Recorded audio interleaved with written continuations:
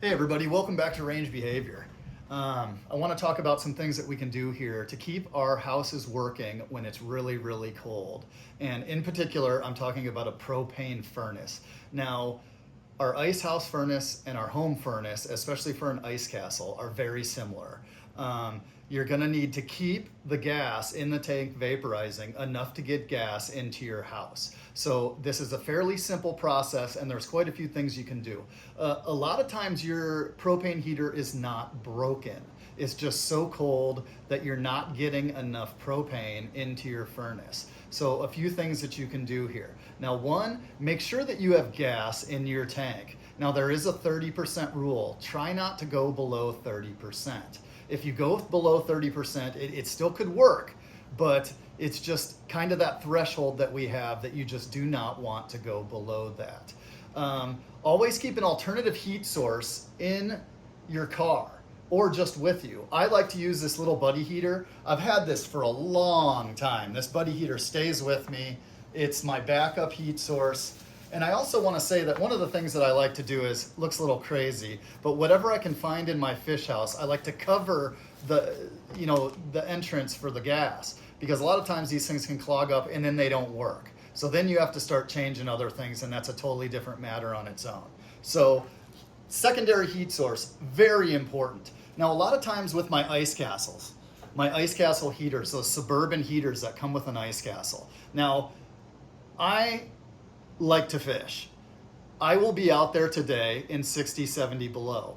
A lot of times, and most of the time, what I need to do is I need to fire up my little buddy heater and let it go for about 5 minutes in my fish house to warm up the suburban heater. So once that heater warms up a little bit, it tends to work just fine.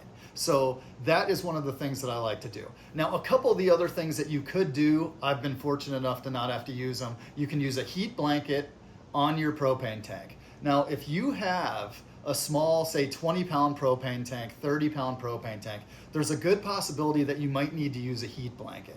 The heat blanket regulates the gas inside of the tank, and it will keep it vaporizing, so then your heat will just keep flowing the way that it's supposed to. Now, when you warm a frozen fish house furnace, it could be the regulator.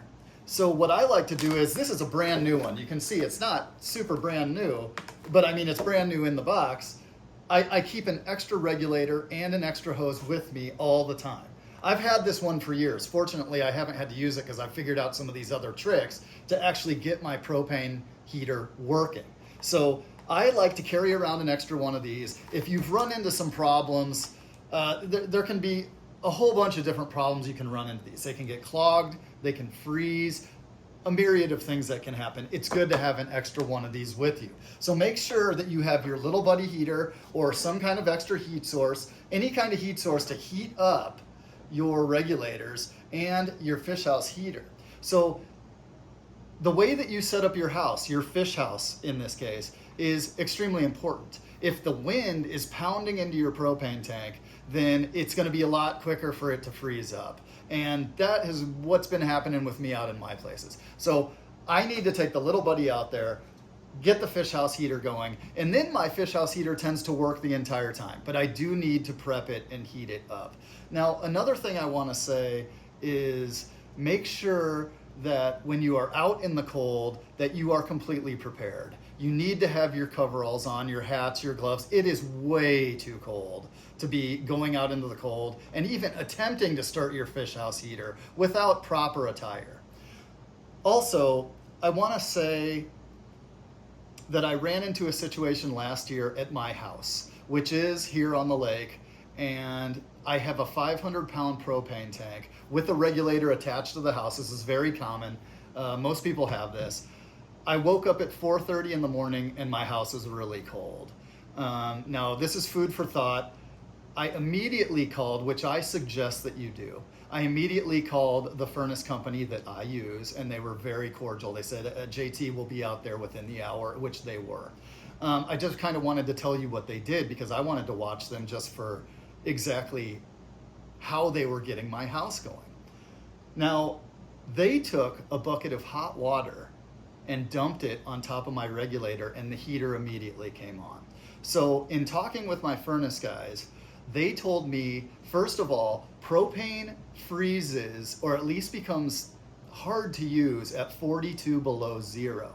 Now, that night that our house froze up, it actually got to about 49, 50 below zero. So at some point during the night, whether it was the 42 or around there, our regulator froze up. Now, I was surprised how simple it was for the guys to get my house going. So the other thing they told me is if you're having a problem with vaporizing inside your tank, to take some hot water, and this is from them, so this is coming from a professional source. You can pour a little bit of hot water, not boiling water, but hot water on the corner of one of your tanks, like your 500-gallon tank, and that will kickstart the vaporization process inside your tank. So that can be something that could save you too. Now, you gotta be really careful. Before this cold snap, I actually had my 500-pound propane tank filled. So hopefully they filled it to about 85%. That doesn't leave a lot of room for vaporization, but we're gonna see what's gonna happen here in the next couple days. So if you get down to around that 40 below, you're really gonna have to be proactive with how you deal with the cold weather. So, and my home heater at home. So good luck to everybody out there, stay safe. So real quick before I forget here, when you're using a buddy heater, if you're gonna use a 20-pound propane tank, this is an extremely important part that you're going to need. This is a filter for a larger tank. Now, what this does is it regulates the flow into your buddy heater. Now, if you've used a buddy heater before or you haven't, normally what we would use is just a pounder propane tank, the little tiny green pound propane tanks, screws right into there. But if you do want to use your buddy heater with a 20-pounder or larger, you will need to buy this filter. It takes a little bit to get this through your mind because why would you need this? But this little tiny piece here is what makes this work with a larger tank. Now, we are about to be really cold outside, and I'm gonna go ahead and just put it right up here on the screen exactly what we're gonna hit tonight. It's gonna be dangerously cold. I'm actually, keeping my eye on my house temperature, my house furnace, and my fish house furnace. So I have all my parts here to make sure that if something goes wrong at my house, along with a few tips and tricks from my furnace guys, that will hopefully keep my equipment running. It's very dangerous up here. I mean, last night they said that there's a possibility we might hit 70 below. This is going to be colder than I have ever experienced. Now, I was up at Red Lake, this is probably 20 years ago, fishing, and we were fishing in about 60, 65 below. That is as cold as I can remember being in. I remember my hands freezing, trying to fillet fish outside for no good reason. It's very, very cold out. So we need to be prepared for what's going to happen in this cold. Now, one of the main things that we should think about, I woke up last year to a really cold house, as I mentioned before. The first thing you do almost every time is you panic a little bit, like, wow, it's 60 below outside and my heater's not working. Now, just stay calm.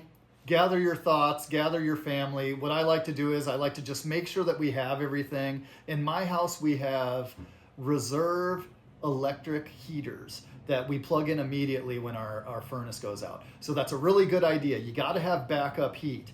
We can run our little buddy heaters.